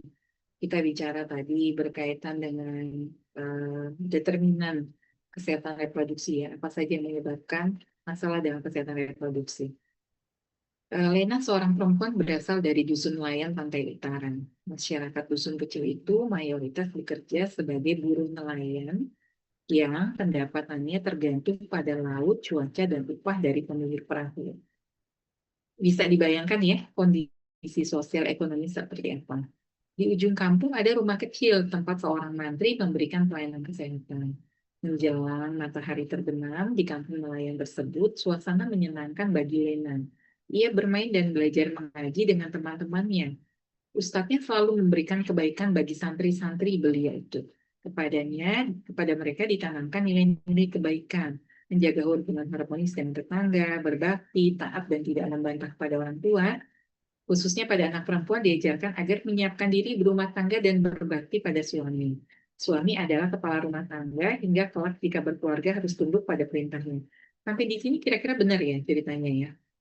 Ya, benar ya kondisinya. Tapi kita bisa bayangkan bahwa ini adalah dusun di pinggir pantai, di mana kemudian mayoritas sebagai buruh buruh nelayan, ya. Keluarga Lena tergolong miskin. Ayahnya sakit encok, kakinya pegal-pegal sepanjang hari sehingga tidak bisa dituntut untuk bekerja keras. Satu-satunya sumber penghidupan keluarga adalah dari ibunya yang bekerja sebagai buruh cuci pada keluarga pemilik perahu. Sebagai anak perempuan satu-satunya dari 6 bersaudara, Lena diharapkan orang tuanya segera mendapatkan jodoh agar tidak mendapat julukan perawan tua. Ayah Lena menganggap bahwa pernikahan anak perempuan berarti bisa mengurangi beban keluarga, karena anak perempuan adalah tanggung jawab suami. Menjelang Hari Raya Idul Adha, Lena genap berusia 14 tahun. Ayahnya menjodohkan Lena dengan seorang pemuda berasal dari perantauan. Pemuda bernama Badri kemudian menikahinya. Tahun pertama perkawinannya, Badri masih bekerja merantau, hanya 3 bulan sekali pulang. Pada akhir tahun, Lena dinyatakan positif hamil. Mereka menyambut gembira. Langkahlah Lena sebagai perempuan. Ia bisa memberikan anak pada suami dan memberikan cucu kepada orang tuanya.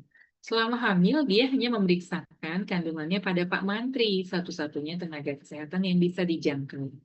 Menjelang kehamilannya 9 bulan, Lena sakit. Perutnya kejang, lemas, dan tidak bertenaga. Ia mengalami perdarahan berkepanjangan. Suaminya yang berada di rumahnya tidak membawanya ke bidan yang ada di kecamatan yang letaknya cukup jauh. Badri menyalahkan Lena karena tidak hati-hati menjaga diri dan menghabiskan banyak uang ke Pak Mantri. Ayah Lena juga mengatakan bahwa kehamilan hal yang biasa, jadi tidak perlu ribut-ribut. Buktinya, istrinya sudah melahirkan 6 anak tanpa satu kali pun pertolongan dari bidan. Maka mereka tidak memutuskan membawa Lena ke bidan karena semua akan berjalan alamiah. Tiap perempuan pasti bisa melahirkan tanpa perlu dimanjatkan. Selang 2 hari berlangsung, Lena sudah kehabisan darah dan meninggal. Semua berduka. Di luar duka, mereka tersimpan harapan terhadap Lena nantinya masuk surga karena mati melahirkan, diyakini mereka adalah mati syahid. Oke. Dan kondisi-kondisi ini masih ada ya, Bapak Ibu, di berbagai daerah di pelosok negeri kita. Nah, kira-kira kalau kita tadi diskusikan berkaitan dengan hak-hak reproduksi, berkaitan dengan tadi ya, determinan tadi ya, kira-kira menurut Bapak Ibu, apa yang terjadi pada Lena? Kita identifikasi apa yang terjadi pada Lena.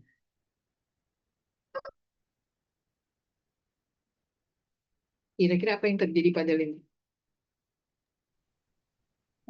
Lena hamil dalam kondisi reproduksi yang belum matur karena masih Lena hamil pada kondisi tadi ya. Coba kita tambahkan. Nah, sekarang nomor 1 tadi identifikasi. Nah, 1 tadi Lena hamil dalam kondisi reproduksi yang belum matur. reproduksi belum matur. Apalagi kira-kira teman-teman yang kita bisa identifikasi? Kurangnya Ada pendidikan reproduksi, Bu. Kurangnya pendidikan tentang pro. Apalagi dilema ekonomi keluarga. Dilema ekonomi keluarga.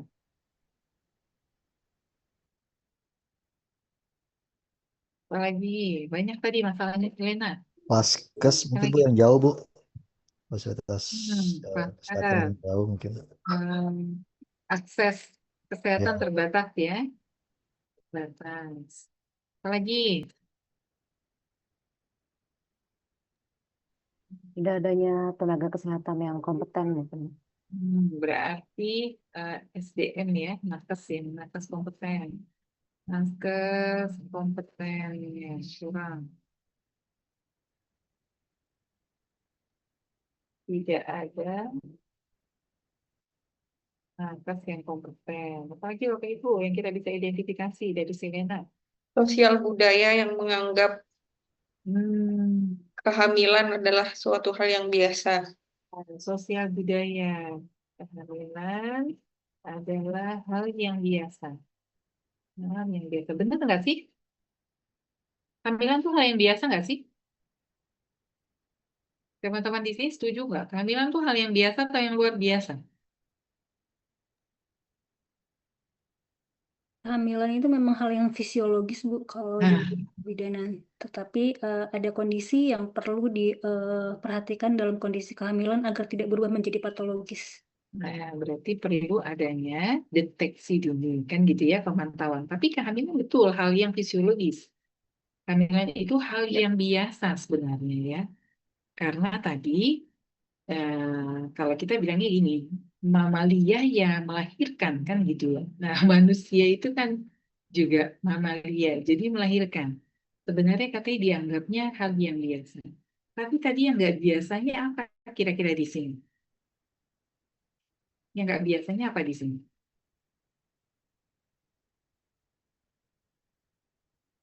Ya, iya tadi Tidak ada dukungan emosional, Bu. tidak ada dukungan emosional. Tadi ada harus cepat ada istilah perawan tua tadi ya. Perawan tua, kemudian dukungan emosional. Minim dukungan emosional. Sebenarnya minim dukungan emosional ini karena apa sih?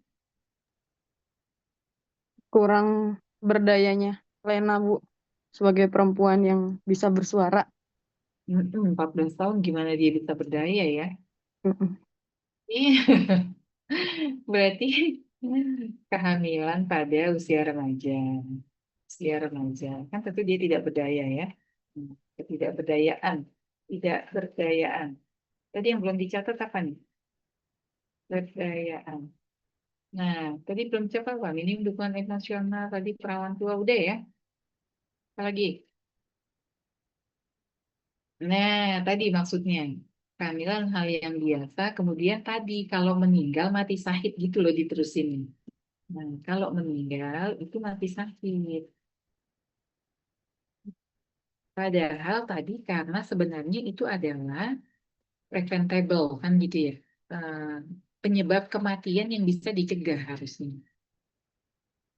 Nah, apalagi? Saya ada nggak? Ada yang belum nih? Apa kira-kira? Budayanya budaya apa sih di sini kalau kita lihat di sini? Patriarki. Patriarki. Ada budaya patriarki. Apalagi yang belum? Ada pendidikan, ada ekonomi, kemudian akses, SDM, sosial budaya tadi ya. Ada juga terminologi perawan tua tadi ini kaitan dengan sosial budaya juga. Mungkin kita bisa gabung di sini. Ini kalau meninggal mati sakit atau kemudian ada istilah perawan tua, nggak ada dukungan. Apa lagi? Udah ya?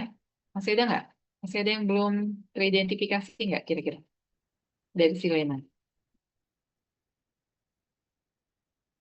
Sekarang kita jawab yang nomor 2. Yang nomor 2, hak-hak reproduksi apa yang terabaikan kira-kira? Hak-hak yang terabaikan.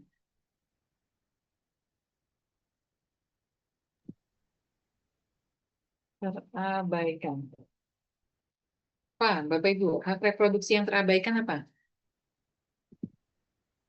Ini Bu, mau berobat ke bidan atau dokter tapi nggak bisa. Yang pertama kali, hak apa dia? Hak memutuskan. Hak memutuskan apa? Kapan mau menikah, kan gitu ya, nggak bisa kan dia ya? Itu awal mulanya kan karena dia menikah ya. Hak memutuskan untuk menikah, punya anak, kan gitu ya. Dan seterusnya tadi. Kemudian tadi hak apa Kak? Tadi Kak? Hah? Hak memilih tempat kesehatan, bidan atau Ya, dokter. memilih. Ditolong oleh siapa?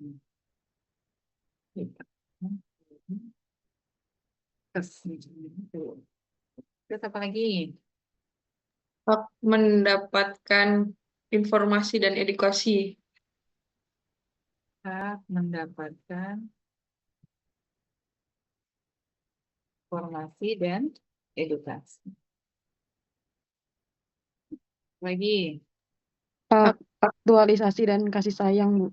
Nah, hak aktualisasi.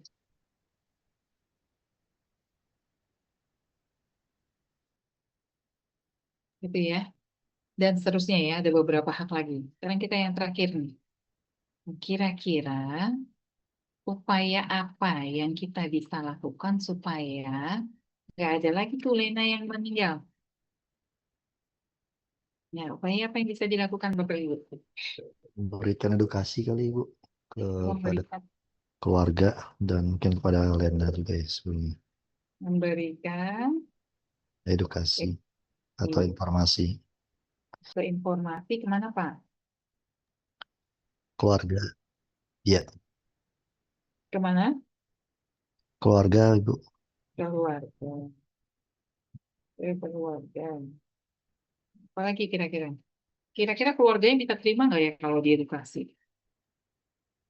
Belum tentu, Bu. Harus bina hubungan baik dulu.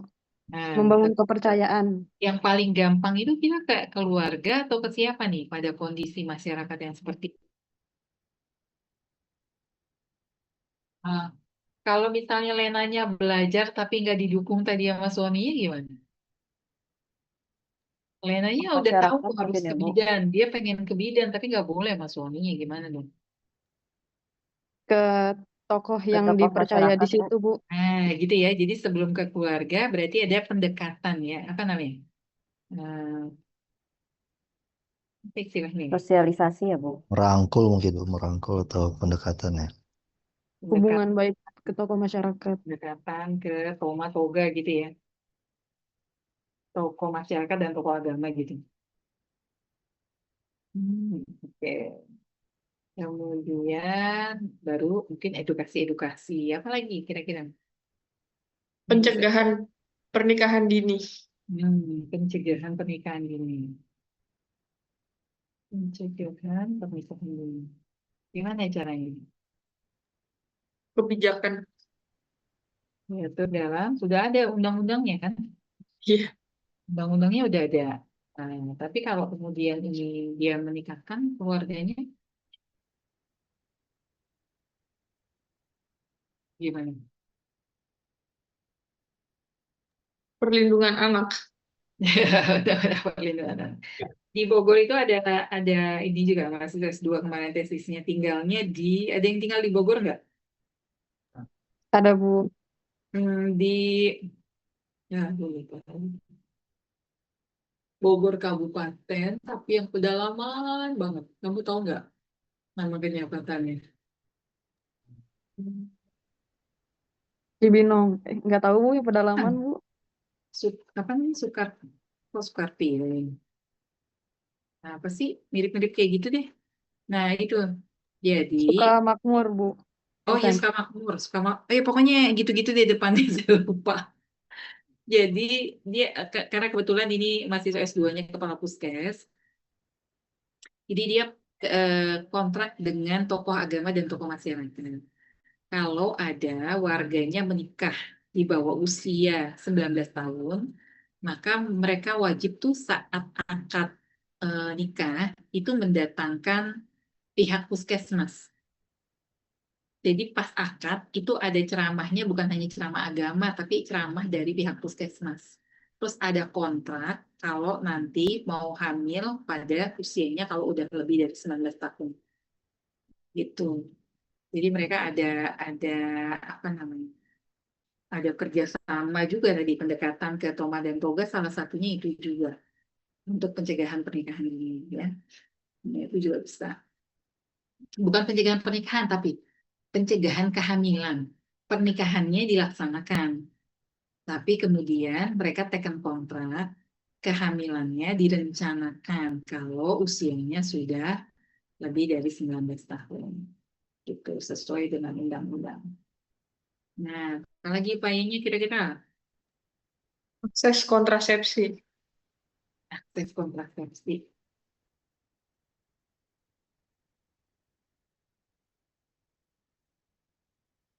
Apalagi? Kira-kira tadi nggak ada bidannya gimana dong? Bidannya jauh beda kecamatan. Berarti pemerataan tenaga kesehatan Bu oleh pemerintah. Udah ya, pemerataan tenaga kesehatan. Bidannya kamu di tempat itu soalnya. Nggak ada yang mau bidan. Gimana dong? Bidannya nggak mau ditempatin, nggak ada ini soalnya. Nggak ada jaminan asuransi jiwa. Nggak ada jaminan asuransi jiwa. Jadi saya tahun berapa tuh ya? Tahun 2021. Saya melakukan penelitian di Sukabumi kaitan pertolongan persalinan oleh dukun. Karena lebih banyak dukunnya daripada bidannya. Perbandingan dukun sama bidannya itu 1:3. Lebih banyak dukunnya. Dan dukunnya sekarang dukun-dukun yang masih muda-muda. Parajinya masih muda-muda, bukan paraji yang sepuh-sepuh, enggak. Parajinya masih muda. Dan fenomenanya mereka mendapatkan partus set itu, alat pertolongan untuk persalinan, itu belanja online. Nah, si bidannya ini sepertinya sudah apa namanya sudah tahu fenomena itu, tapi karena kondisi geografis, ya kondisi geografisnya itu, kalau persalinannya malam, itu rata-rata bidannya nggak mau karena dia kanan kirinya itu hutan bambu tinggi-tinggi sekali ya. Jadi aksesnya itu nggak bisa pakai mobil, aksesnya harus motor. Bawahnya itu dia perbukitan, bawahnya langsung sawahan gitu, jurangnya itu langsung sawah. Yang sebelah kanannya itu hutan bambu. Ada yang kemudian dataran sama-sama, tapi kanan kirinya itu hutan bambu gitu. Jadi keselamatannya juga terganggu. Jadi kalau misalnya memang harus menolong persalinan, bidannya mau kalau ada yang mengawal. Jadi misalnya dikawal 2 motor di belakang, depannya dikawal, di tengah dikawal gitu ya, itu baru mau. Ya, karena nggak ada, akhirnya ya tadi diserahkan ke dukun. Itu fenomenanya seperti itu. Saya aja siang lewat aja serem gitu ya, apalagi kalau malam gitu ya, karena tadi gelap ya situasinya. Nah ini juga tadi bidannya nggak ada ini, nggak ada apa jaminannya. Jadi gimana? Kalau misalnya fasilitas persalinannya jauh, jadi kemana kira-kira?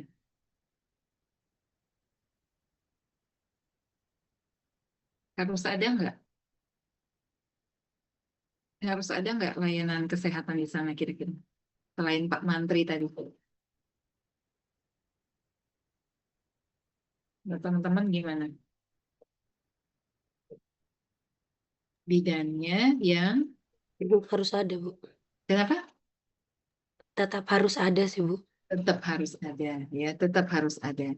Bidannya bisa jadi yang misalnya berkunjung ya, pulang pergi. Kan tadi beda kecamatan, tapi kan bisa diakses dengan transportasi misalnya. Nggak ada informasi, nggak bisa diakses. Nah itu bisa. Ya, jadi tetap harus ada tadi apa? Penyediaan. Penyediaan Kemudian bidan desa ada. atau bidan desa ya, atau bidan desa. Nah, gitu ya. Kaitan dengan itu. Ada lagi nggak tambahannya teman-teman? Pemberdayaan kader kesehatannya, Bu. Pemberdayaan kader. Kira-kira kalau situasinya di pemukiman yang tadi kira-kira susah nggak? Ini susah dapat kader di sini. Pada kondisi daerah 3T itu susah sekali mendapatkan kader kesehatan. Tapi kita nggak apa-apa, kita masukin pemberdayaan kader. Tapi sebenarnya yang paling utama pemberdayaan apa? Tadi mereka miskin, pendidikan rendah. Supaya itu didongkrak yang harus diberdayakan siapa sebenarnya? Pemberdayaannya harus ke siapa? Pemberdayaan Masyarakat, masyarakatnya supaya mereka mampu hidup secara lebih produktif kan gitu ya. Kalau secara ekonominya mereka bagus, mungkin mereka akan kepikiran untuk pendidikan lebih baik. Pendidikan lebih baik akan mengubah pola pikir kan gitu ya. Jadi pemberdayaan masyarakat dari segi finansial, dari sisi finansialnya tadi ya, finansial.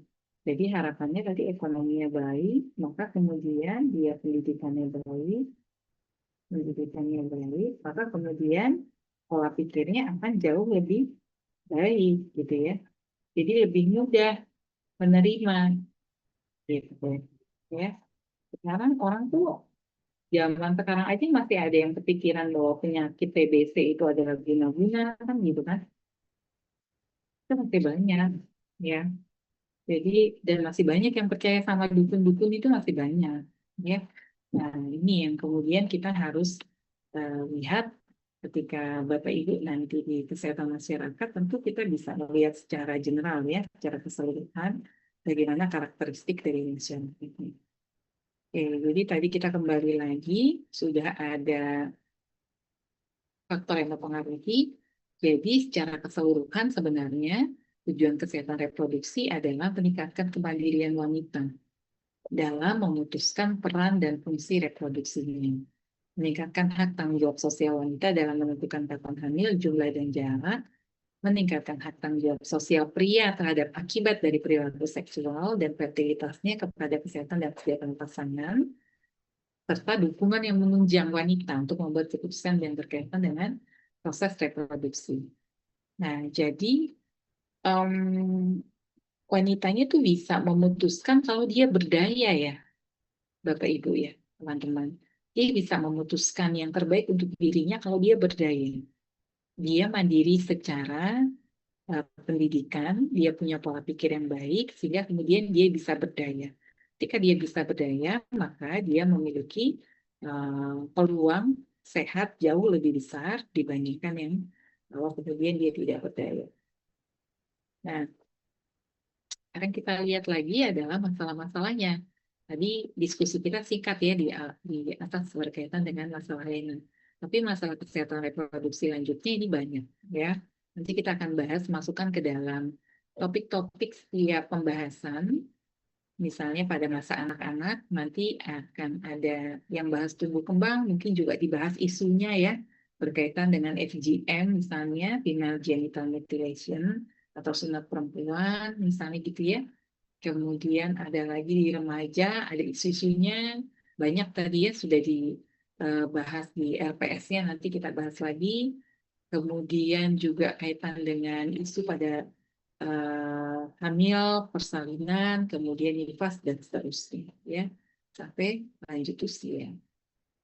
Nah, cakupan pelayanan kesehatannya tentu kita mulai dari konseling dan informasi KB, kemudian pelayanan kehamilan persalinan, pengobatan infeksi saluran reproduksi dan penyakit menular seksual, kemudian ada konseling remaja dan konseling berkaitan dengan risiko secara keseluruhan. Oke, saya rasa itu Bapak Ibu yang mungkin bisa saya fasilitasi untuk diskusi kita Zoom pada